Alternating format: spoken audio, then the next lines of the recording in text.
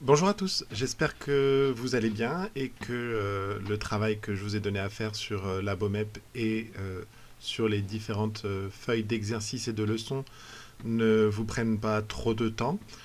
Euh, je vous envoie une petite vidéo avec un petit problème à résoudre pour la fin de la semaine.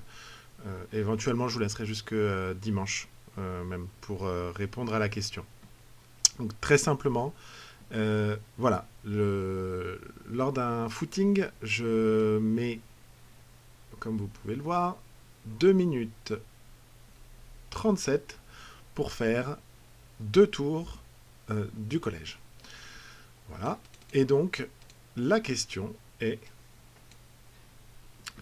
Donc, la question est, voici le plan avec l'échelle, et je vais vous demander combien de tours faudrait-il pour parcourir un marathon. Voilà.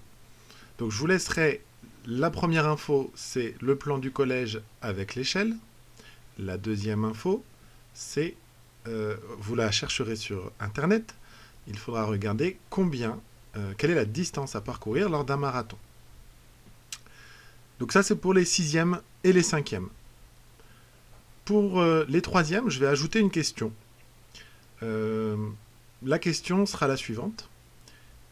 Quel est le temps régulier que je devrais faire sur un tour si on se base sur un marathon parcouru en 5 heures? Alors, je vous rassure, je suis loin d'être capable de courir un marathon. Voilà, mais c'est hypothétique, hein, une vraie fiction. Voilà, donc réfléchissez-y, 5 heures pour faire un marathon, si je devais le faire à une allure régulière, en combien de temps devrais-je faire un tour de ce terrain? Donc c'est la ligne rouge, hein, le parcours. Voilà, l'échelle est ici, 20 mètres, ça correspond à ça. Vous avez le droit d'imprimer cette feuille-là ou de la laisser sur l'ordinateur et de mesurer directement avec vos propres outils.